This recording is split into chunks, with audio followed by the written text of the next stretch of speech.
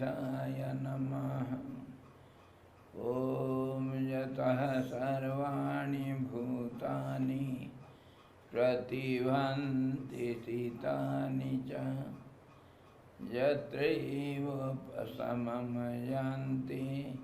तस्मै सत्यात्मने नमः। ज्ञाता ज्ञानं तथा ज्ञेयं द्रष्टा दर्शनदृश्यः कर्ता हेतुः क्रिया यस्मात् तस्मै ज्ञात्यात्मने नमः। स्फुरन्ति शिखरा यस्मात् आनन्दसाम्बरे वनो सर्वेषां जीवनं तस्मै ब्रह्मानन्दात्मने नमः। ब्रह्मानन्दात्मने नमः। वेदोदधिं समुन्मथ्य ज्ञानरत्नं समुद्रितं येन तस्मै वसिष्ठाय गुरुणां गुरवे नमः। वशिष्ठ जी भगवान की जय। सद्गुरु भगवान की जय। सच्चिदानंद भगवान की जय। शब्द ब्रह्म की जय। सरस्वती महारानी की जय। योग वशिष्ठ जी भगवान की जय।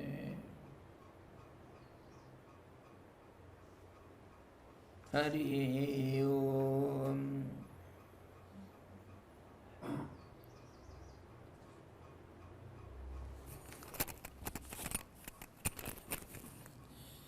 होश में रहो, होश।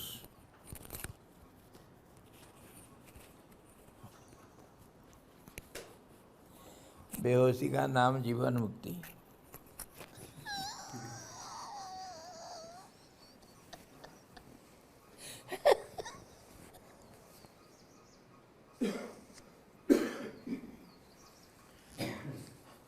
To act indifferently, irrelevantly, this and that is the symptom of Jivan Muktas. Because they are not aware of the world. So, unawareness is Jivan Mukti. मुनि नाम च मति भ्रम, जिसका मति भ्रम हुआ वो मुनि है ना। अरे यार खोपड़ी।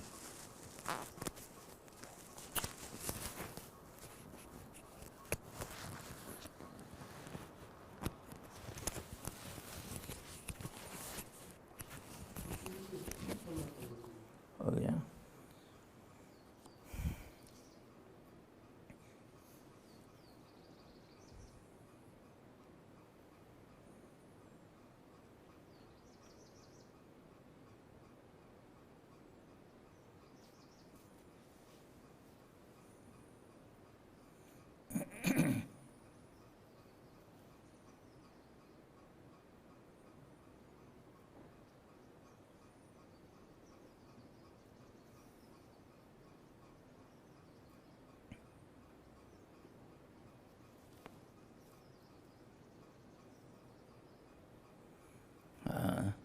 हम yes today Sunday we are discussing Yoga Vasistha Nirvana Prakaran first half and 69th chapter. In that we are discussing about three classes of students, higher, medium and lower class students, according to their qualifications. And there are different three types of practices also fitting to the particular class. So the high class students can hear and contemplate and meditate. Easy way. Hear, contemplate, meditate. You are there. But you should be equipped with all the balanced state, then only it is so easy. Or else this is the most difficult job. What we hear not. What we contemplate, so many things gets clumsy, it comes in between and it becomes confusing, and mind cannot contemplate on one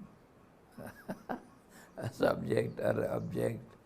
And then, of course, meditation, that is one step down the terrace.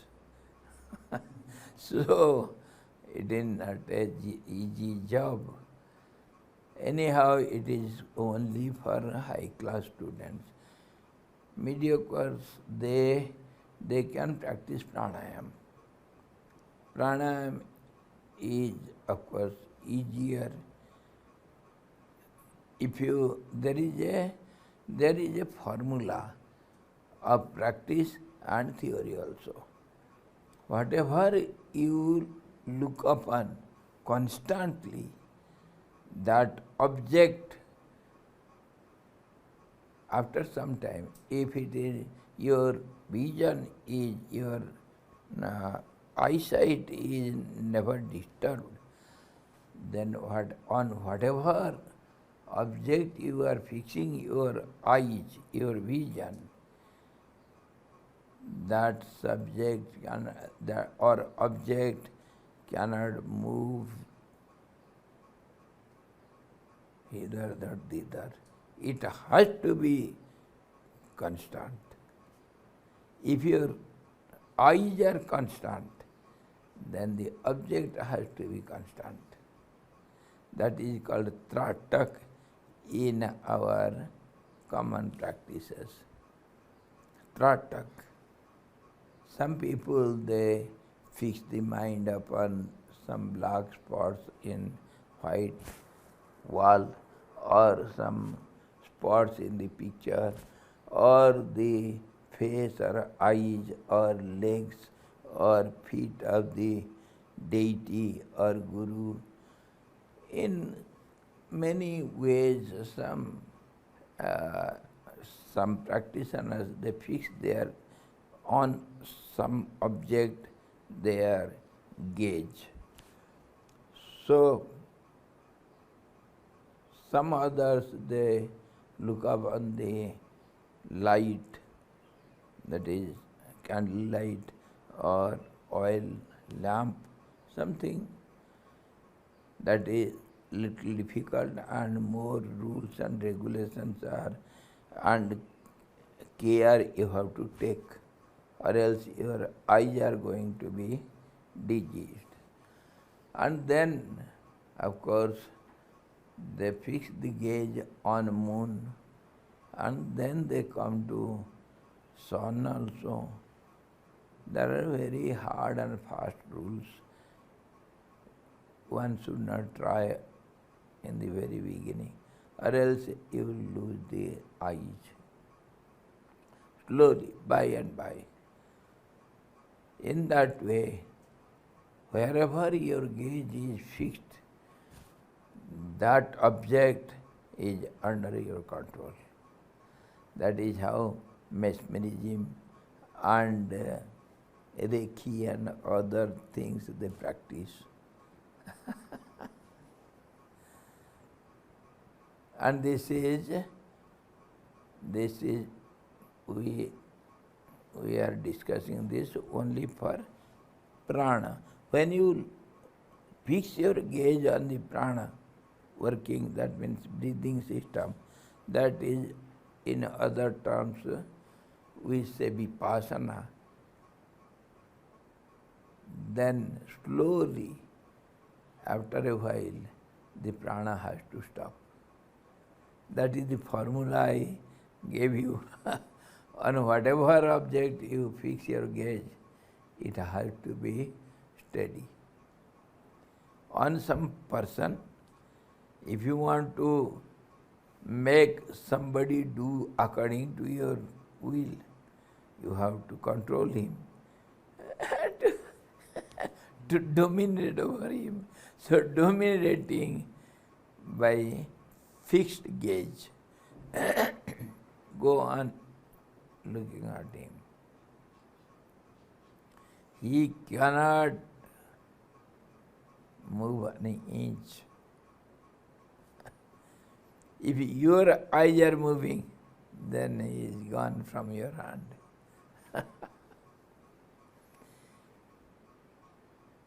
Many such formulas are practiced and experienced. This is the truth. So what happens? On prana, if you fix your gaze, your attention, prana has to stop. And it becomes slower and slower, and it becomes the easy kumbhak. It stops. Your system will not be perturbed by it. You will not feel restless, though the prana rests, stops flowing. And after some time, the heartbeat also stops. That doesn't mean you are dying. Without heartbeat, without the functioning of the heart, blood circulation, and your pranas doing its particular job, without everything, you can abide in this beautiful city, in the center. You can abide with peace and tranquility. You can enjoy. That is called samadhi, sahaj samadhi. Sahaj samadhi has to come on equilibrium. Even with open eyes, you can enjoy that peace. Anyhow, this is meant for middle class students, and the third class student, they have to fight with the mind. It is no question of fighting. Somehow or other to control the mind, it is the hardest job. So let them go on trying. Someday or other, bahunam janmanamante, after many, many births, you may succeed to do little control over the mind. Mind is that which is not that. So how to control it? Of course it is not impossible. It is possible, but the most difficult achievement to control the mind. So in this way, 3 classes of students and 3 types of practice. That is what Vasistha was telling. In that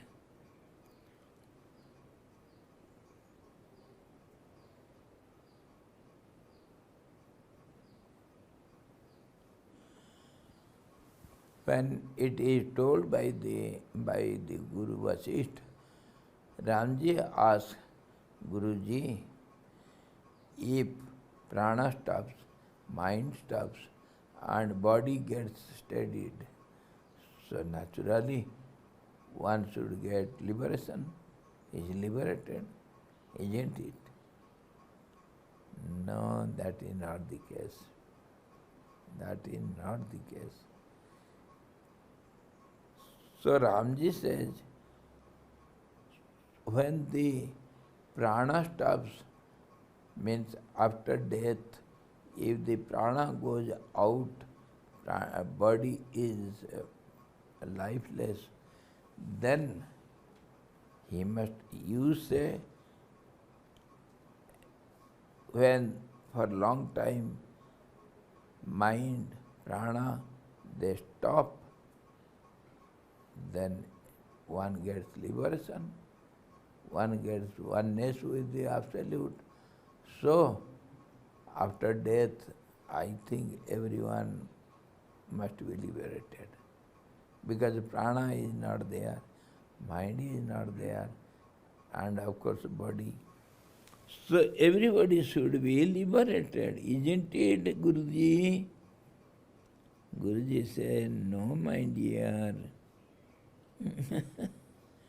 No, my dear. The mind may stop, but it is not destroyed. Prana may stop, only the mind is destroyed completely from its root. The prana cannot stop, or cannot be destroyed. So destruction means not to peep up again, not to come back to its prior state again. That is called complete destruction. Just as fire destroys a piece of wood into ashes, those ashes cannot get the form of wood again. Never it is possible. So that is how the mononas is a must. Without that, liberation is impossible. And once the mind is destroyed completely, then prana and body and senses and all other cooperative members of the cooperative society of the body, everything gets destroyed if the mind is destroyed.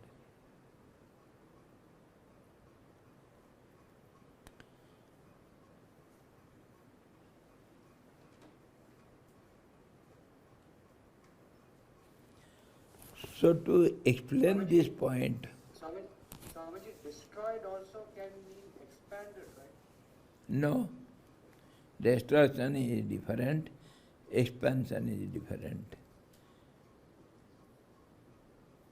ताल के पत्तों से निर्मित पंखे का स्पंद जब शांत हो जाता है, तब अपने आप जैसे पवन शांत हो जाता है, वैसे ही जब प्राण रूप वायु का स्पंदन शांत हो जाता है, तब मन भी अपने आप शांत हो जाता है. When the hand fan is stopped, you will not get any wind. And that's how, when the prana stops, of course mind stops, but it never gets destroyed. देह के अस्तित्व में जब प्राण का उत्क्रमण हो, तब आपका यह क्रम भले ही रहे, परंतु साप छेदन आदि से जब देह का अस्तित्व ही न हो, तब कौन सा क्रम माना जाएगा?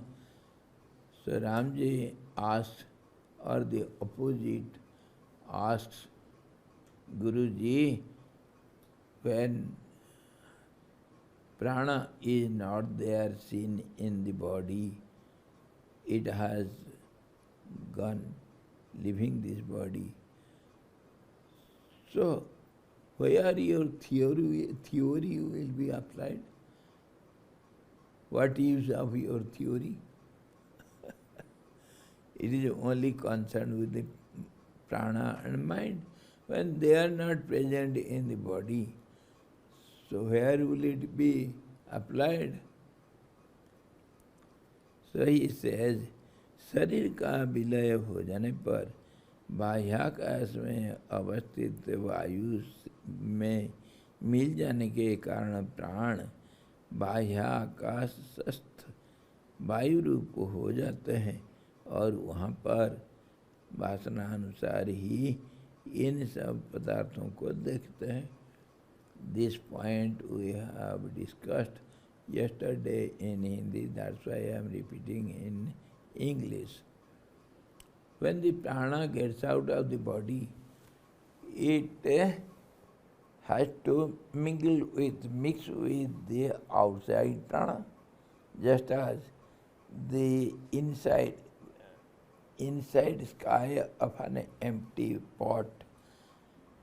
When the pot is destroyed, the sky gets oneness with the outside sky. Similarly, prana also, and similarly mind also. When the body is destroyed, mind has got nothing to do in the body. Then mind also get oneness with universal mind, ever-present mind. So they are not destroyed, and from that point, from their source, they have, because of their attachment and link, connectivity with the body since long, it has some attachment and some love for this body. So this body of course is gone. So it looks on some bodies which will be suitable for it again to create. Which body I can create again? Just as you go to the cloth houses, when your old cloth is torn up and you have to go and choose some new cloth, don't you choose? Your cloth is gone and now you are attending upon choosing some new cloth. So you have to go, your eyes are fixed in cloths only, your choice also. And now you go on choosing, this is not that is, that is not that is. So in this only way only, the whole Vedas say, not this, not this, not this, not this. And finally, what your choice is, your goal is, when you get it, that is the final. Then this neti neti, not this, is not applicable. The remnants is your goal. This is how, when the prana and mind, they leave this body and go to their senses, they are centers of origin to their sources. From that, they go on choosing bodies. I need a new body. Can you be nude without cloth for your lifelong? Can you be without any clothes for your life, end of life? Can you? Abdhus, they can. They don't care for the body. Abdhut, or their cloth is the sky. Digambar. Ambar means ambar means cloth, and this the directions are his cloth. He never cares for the cloth. But we cannot. We are subject to social rules and regulations, efficacy, code of conduct, so many things. So what do? When one cloth is old and torn up, you throw it and get a new one, and you have to choose which cloth you need and like. Similarly, this mind and prana, being in their sources, they go on choosing according to their choice. The choice is not independent there. Choice is dependent upon the previous nature of actions you have done, which is stored in your subconscious mind in the form of impressions or memories that will motivate you to have your new choice. Nothing is independent here. Everything is dependent. The present is dependent on past, and the future is dependent on present. This is how the whole relative world. But above all, the absolute is not dependent on anything because it is the absolute one. So no dependency, no independence. Because it is not independent, so it is not dependent. Yes. So this is from the relative point of view. So from a gross body point of view, when the mind and prana leaves, so in the gross body it is two, we consider it is mind and prana. But in the previous session, Swamiji has shared mind is space and time. Mind is also the prana. So when the mind and prana leaves the gross body, so they go as a two different identities, or it is a single identity. Different sources. So they go as two or they go as one. One appears as two.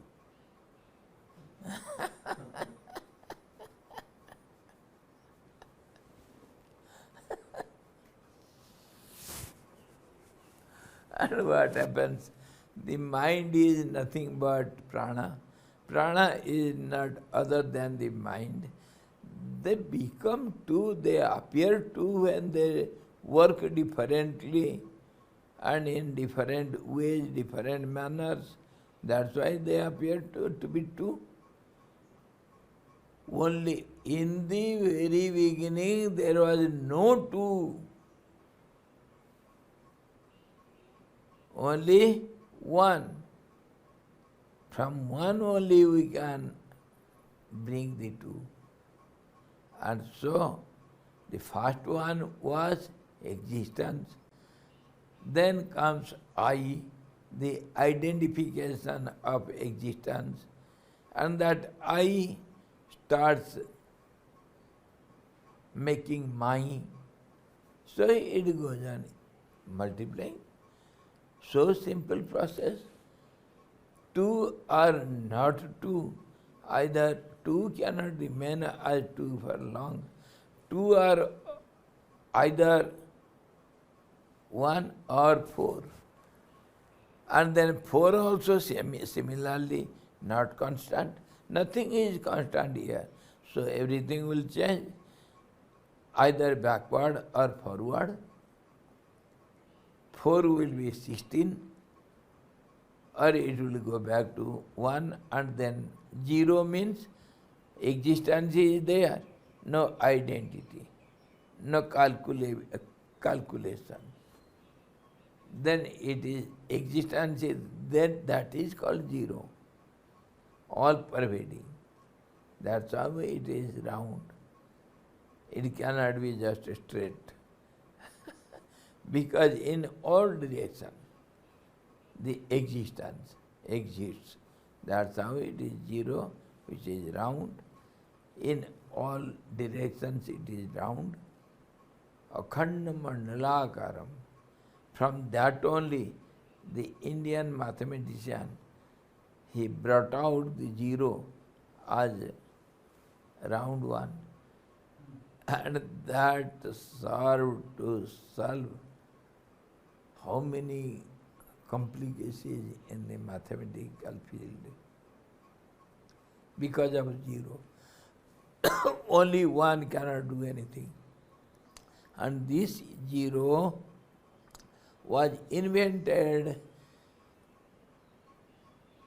doing research on this absolute one without a second, which cannot be called one. If it is called one, it has to become two. So it is one without the one. Then one means identification. That identity is not found. So when it is not there, so what remains? Only existence which cannot be expressed. That's how the zero has come to being. One without the one, then what remains? The identification of the one gets out, but the existence of the one remains, isn't it? And that is called zero. From this subtle point of view, the zero was invented and it solved so many complications in the mathematical field. Without zero, one cannot solve all the problems.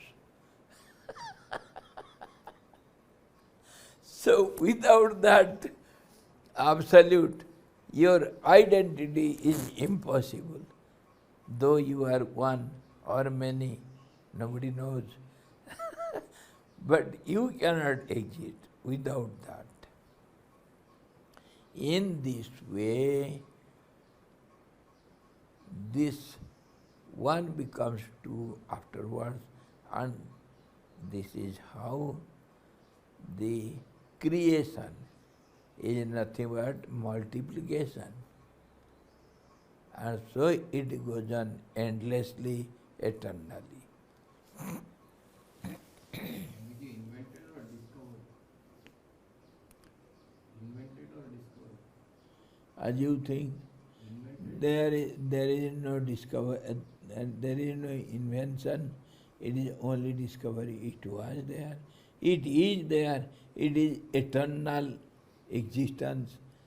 So that is known as zero. So it cannot be absent. But it was not seen, not known. The unknown became known, or unrevealed revealed itself. So that is called invention for the time being. And relatively, in relative world, I think there is no possibility of any invention, only discovery.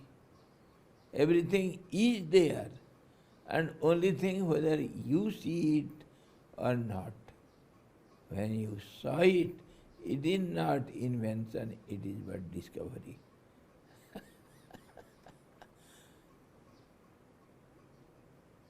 Can you come near me in this opinion? How do you think? Am I somewhat right? Somewhat.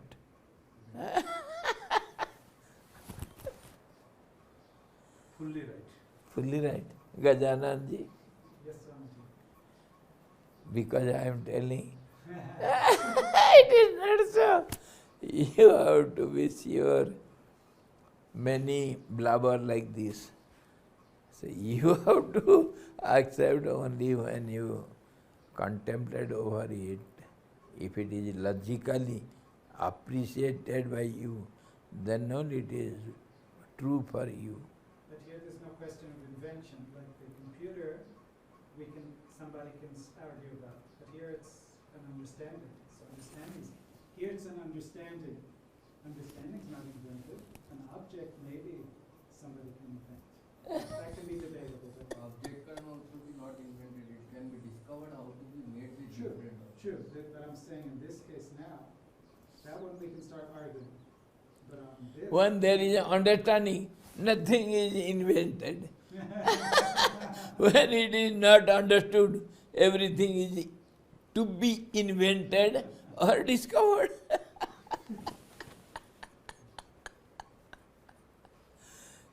And when the understanding ends, your discovery and invention, everything ends there. The existence exists forever. Anyway, he says, from that source, these two, prana or mind, and prana and mind, prana or mind, prana and mind, and prana as mind, mind as prana, all has same meaning. So they look for a new body, and according to their choice, and choice is according to the previous momentum they get from the accumulation of impressions and memories. They have to choose a new body which will be their instrument to multiply. In this way, the mind and prana, they create the new body. जैसे वायु का चलन रुक जाने पर गंध रुक जाती है, वैसे ही मन का चलन रुक जाने पर प्राणवायुओं का चलन भी रुक जाता है. He gives the example how they are one and the same and yet they look different, mind and prana. Just as the motion of the wind gives the motion to the fragrance. Fragrance gets oneness with the wind, and then it moves from the flower to different places. So, wind is called the carrier of fragrance. Gandhavaha. In Sanskrit, its name is Gandhavaha. It carries the fragrance, so it is the carrier of smell. Wind. And the fragrance gets oneness with the wind, and as per the wind's motion, the fragrance also is motivated. And if the wind stops, then the fragrance also has to stop, isn't it? You cannot smell. Without wind, you cannot smell. That carry the smell to your nose. Now, similarly, when the mind stops, prana cannot work.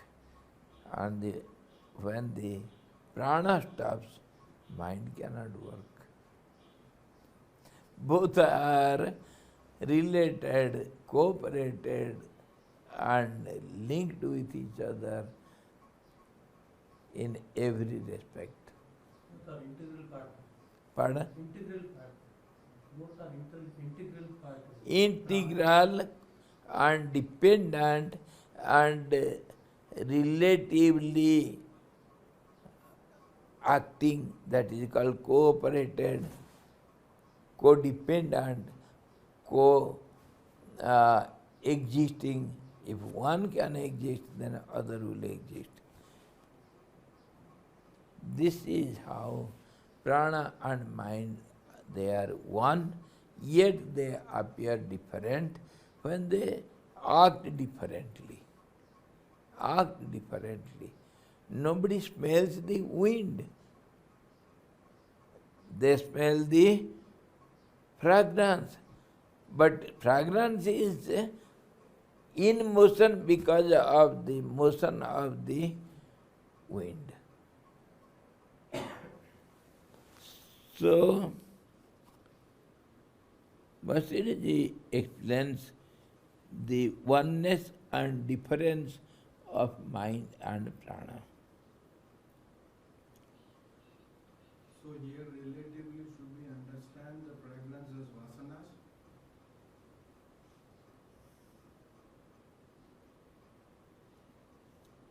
Prana does vasanas or prana. Fragrance of the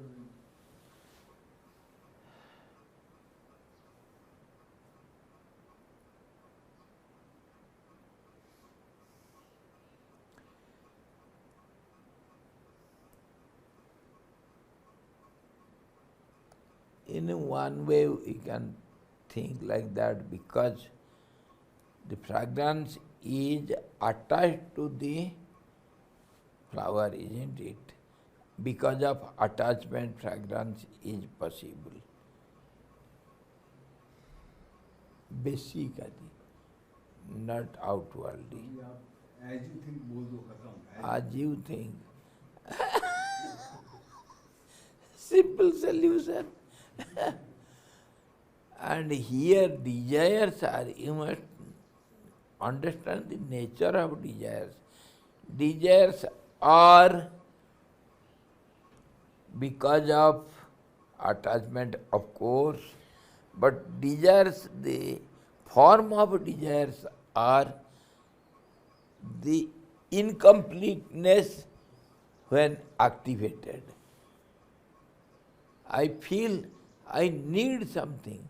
That need appears as a desire. When it is transferred, it takes the form of desire. And that need is due to attachment, due to feeling of incompleteness, due to the feeling of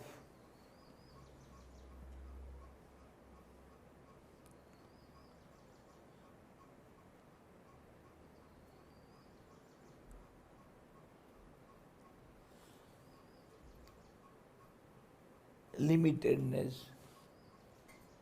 You are unlimited, boundless, but when you think you have a boundary, then you are limited, and then the need arises to expand. That is the form of need or desire, and that gives a momentum to all the beings to go on and on eternally, endlessly, and go on fulfilling the job.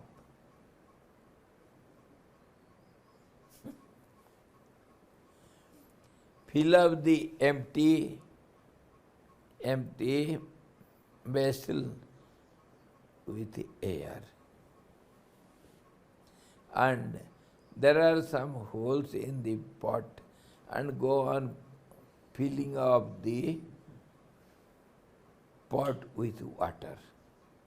Can you? The moment we fulfill the desires, it has gone. It has created so many other ways out. That is what Sai Baba did once for setting some examples. Your pot is with so many holes, and go on putting water. Can you fulfill the pot with water? Similarly, our mind, our desires, and the needs. You have poured little water, that is gone in 100 ways down, out.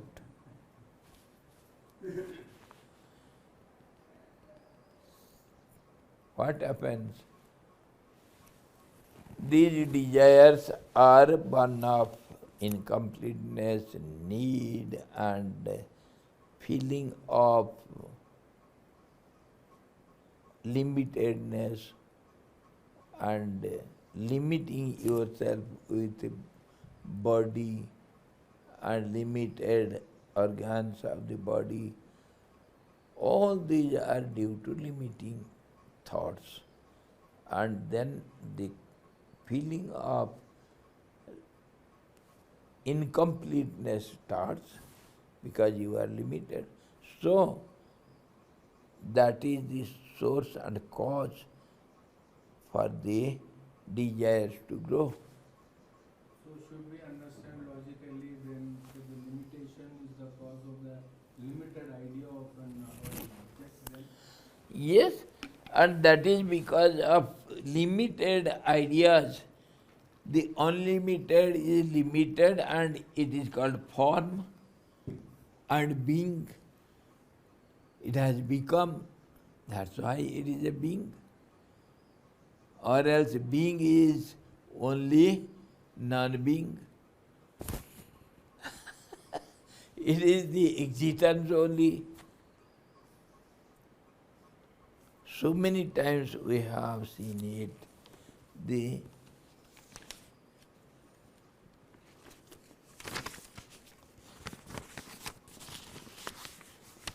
now the paper has not become anything. Paper is ever paper. It has not become anything. It has been paper all the time, isn't it? Now, paper has become this. It has taken a form, so it will have a name, and it is limited, and it is colored, and it has got difference than the paper, so many qualities. It has got size, shape, nature, and purpose, so many qualities. And when it is not so, not limited by the lines, then it is an unlimited paper. So this is called formed, a form, and there is no form of the paper. This is how we are the beings, because of limitation, because of formation, then you are a being. How many times we have discussed it? For a sadhak, which desires troubles a lot? All the desires. So they have divided into good desires and bad desires, divine qualities and demonic qualities, and among them 6 bigger enemies as negative qualities are there, and some 6 good divine qualities are there. The chain which binds you, that is also a bondage made up of gold. Golden chain also is a bondage. So divine qualities are also cause for desires, obstacles. Neither divine nor demonic, neither good nor bad. Good and bad only is considered as long as you are in the relative world. If you want to go beyond, then you have to go beyond all these opposites. All these opposites, neither good nor bad. No divine qualities can help you to realize the truth. But yes, it can help you in the beginning to advance forward with a speed. Negative qualities create obstacles, and divine qualities, they give you a push ahead. That's all the difference. But they are obstacles only. You have a Fiat car. It has stopped in the road, mid-road. And now you are all alone Can you drive it? Somebody has to give a push, and not one, at least 3-4 persons. 3-4 persons got together, they give push to the car, and when it starts, then you can on the engine and it will go on. Now, the same helpers, if they come and stand on the front of the engine, can you drive? The same helpers, they are obstacles. This also we saw, the same pleasant fan becomes unbearable in -5 degree cold. Same thing. So qualities are qualities. Whether they are good or bad, that is not concerned. You should go beyond quality, then only you will be qualityless. That means nirguna, nirakar, niranjan. That is the state of the existence without the qualities.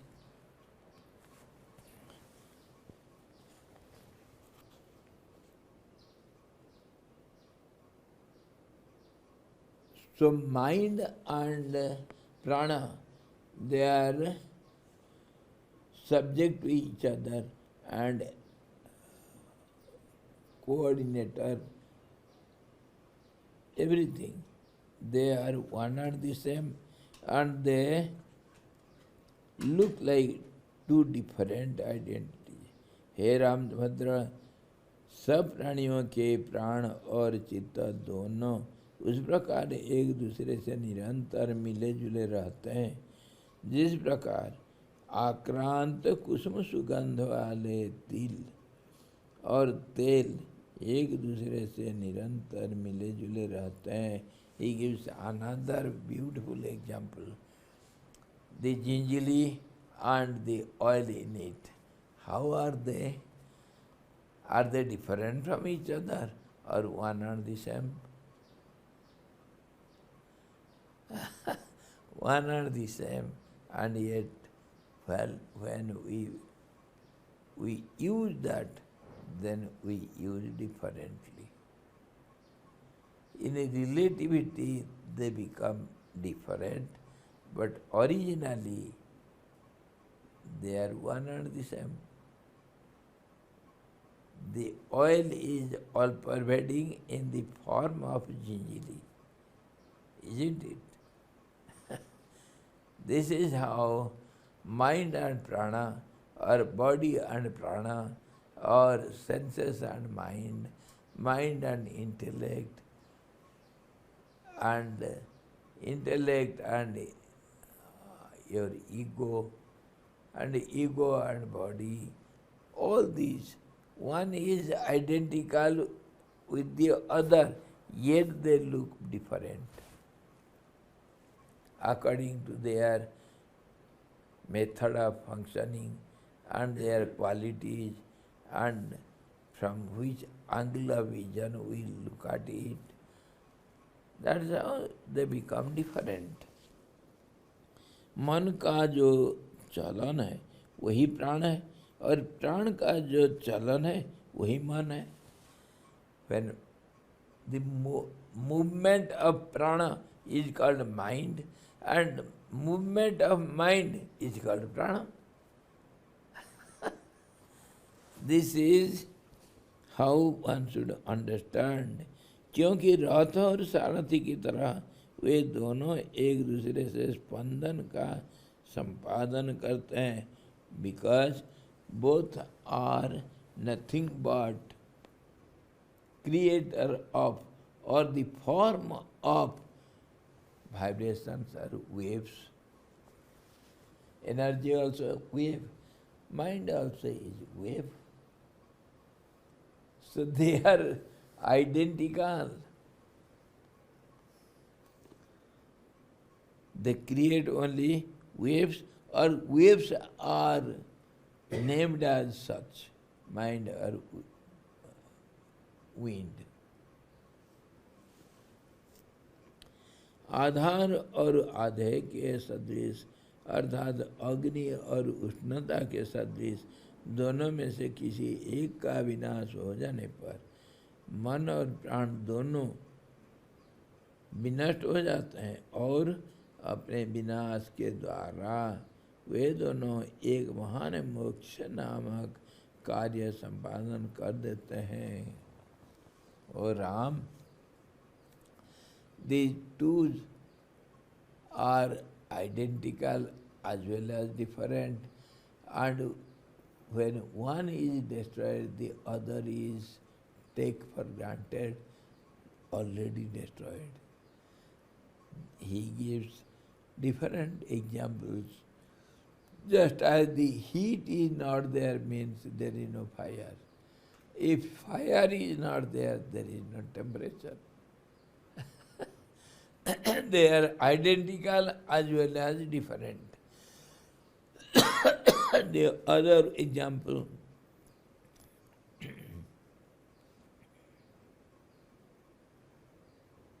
क्या बोलते हैं, आधार आधे, the holder and the hold, both. It is not like glass and tea. No. The waves in the water, they are identical, yet they are different. If one is gone, the other is gone. One is nature of the other.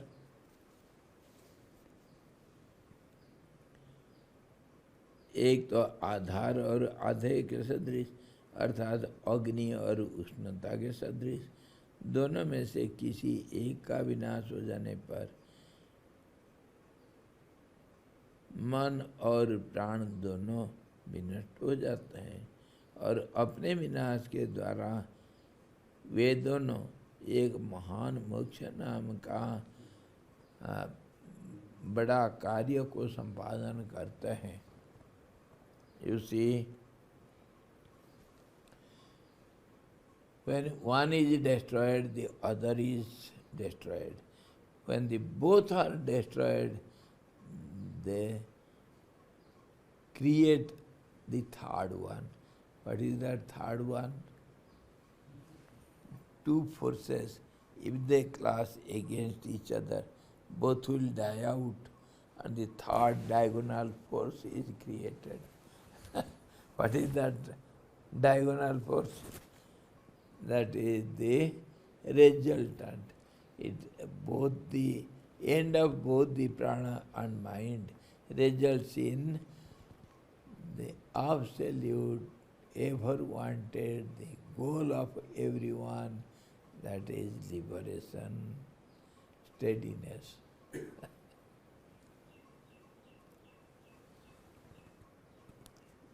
It creates, or it, both of them, when destroyed, end in. That means that the access is called the moksha, and in our Sanskrit terms, it is called nirvana. Nirvana means the end. The end. Nirvana. And that's how Lord Shiva, he uses bhasmi, the ashes, and especially the ashes of burnt up bodies. So nothing should remain there, and zero existence only. All these ashes are the resultant of the forms, names, and qualities, and actions, and reactions, everything. That's why it is so dear to Lord Shiva, the form of liberation and giver of liberation, embodiment of liberation.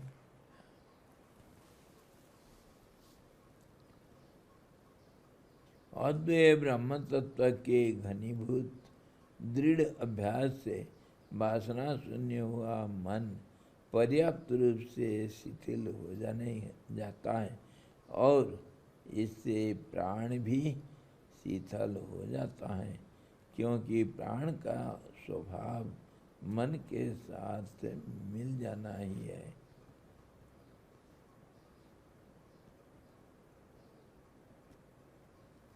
Again and again he is repeating the same thing from different angles. When one is established in the steadiness that is absolute truth, that constancy achieved by strong, continuous, sincere practice, then it gets desireless, and when the desirelessness is achieved, so mind and prana cannot exist. When there is no desire, desires are purpose of existence of prana and mind. If there is no purpose, then how can these two exist? If there is no need of any instrument, will you go to purchase some instruments from the bazaar, or you will go on preserving without need the instruments? How do you preserve the instruments? Only with a hope it will be used afterwards, isn't it? So when there is no need, my garden is burnt and it is washed away by flood, then what for I shall reserve the instruments to dig the land or do something? There is a saying in our Indian languages, if the boy is, your child is capable, why do you save money for him? No need, because he will earn. He doesn't need your money, what you have earned by your hard labor. And if he is not capable, he is a rogue, he is a spendthrift, then why do you save money for him? It will be misused. In no case you should preserve money, should have balance of money for the boy. If he is capable, he will earn out of his labor. And if he is incapable and spendthrift, he will misuse your money. So in both the cases, there is no need of keeping money for the boy. Automatically body drops there. Yes, don't think of tomorrow. Think of today and now itself. The nature is everywhere ready to provide your needs. If you really need something, you will get it. Where there is a demand, there is a supply. And supply is directly proportional to the sincerity and honesty and intensity of the demand. Then only it will be supplied. Many examples are there. This is the theory. So in both the cases, when there is no need, any desires are not there, then how these two, prana and mind, can survive? No purpose, no need, get out. Some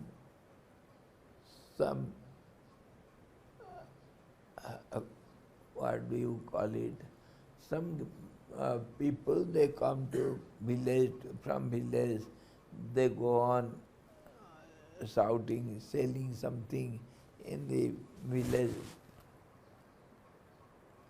From one village to other village they go, some cloths or some utensils or something like that.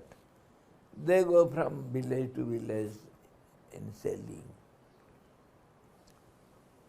They come sometime here also at the gate, they will, Swamiji, do you need some beautiful mattresses?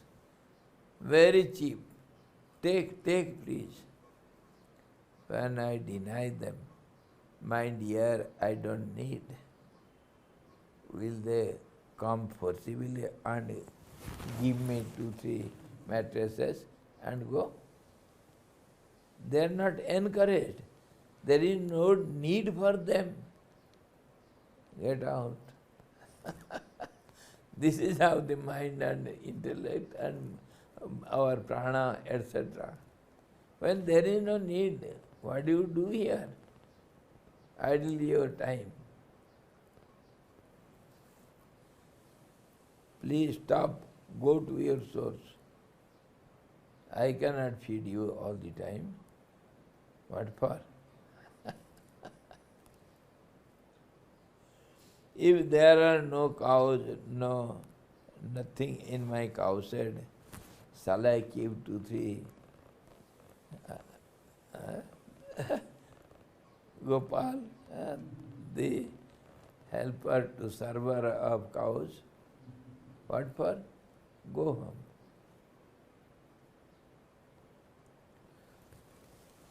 This is how the mind and the prana, they get destroyed by themselves when the desires are not there, the purpose is not there, and attachment is not there in every case. So today we shall stop here, and the greatest wonder we shall see, the class stops before time.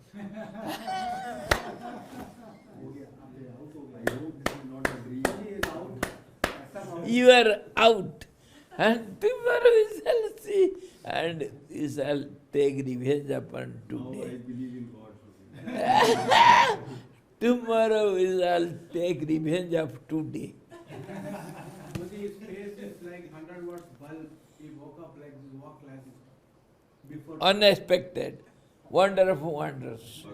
भगवान के घर में देर है या देर नहीं अंधेरे से हरि ओम पूर्णमदः पूर्णमिदं पूर्णाद पूर्णमुदच्यते पूर्णस्य पूर्णमादाय पूर्णमेवावशिष्यते ओम शांति शांति शांति सद्गुरु भगवान की जय सच्चिदानंद भगवान की जय शब्द ब्रह्म की जय सरस्वती महारानी की जय जोग सिद्धि भगवान की जय।